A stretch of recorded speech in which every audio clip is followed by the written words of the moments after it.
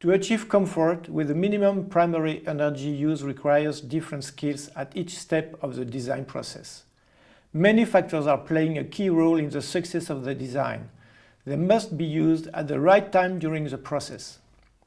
The linear-based design process based in 3 steps often used is inappropriate.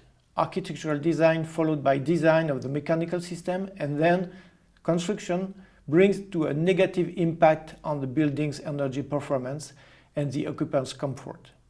A method change must be done. Each phase of the building's life is important and can have a positive or negative impact in terms of sustainability. We will explore them shortly. First, the program.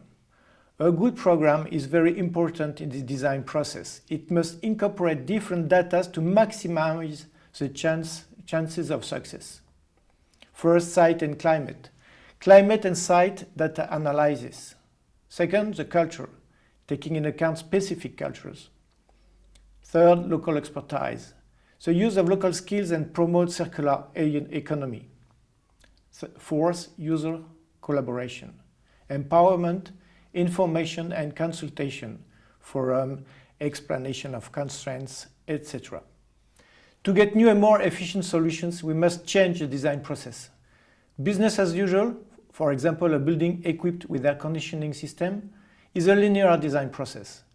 Integrated design is a circular and interactive process. The preliminary design is influenced by different stakeholders as shown on the diagrams.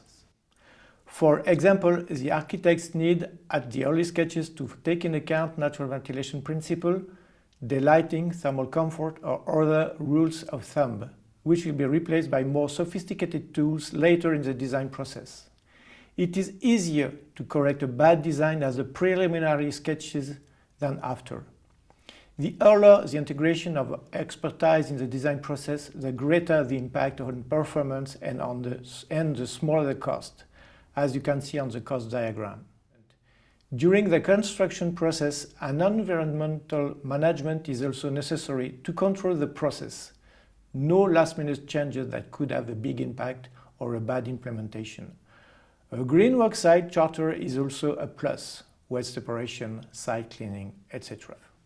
When you buy a toaster, you get a user guideline, but not when you buy a flat or an office.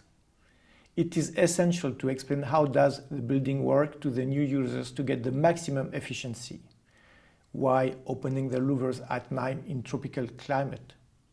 It is interesting to give a user guide how to use your fan, your AC, your warm water solar panel, the natural ventilation. Education is another important way to change our users. Educational programs in the school are very efficient.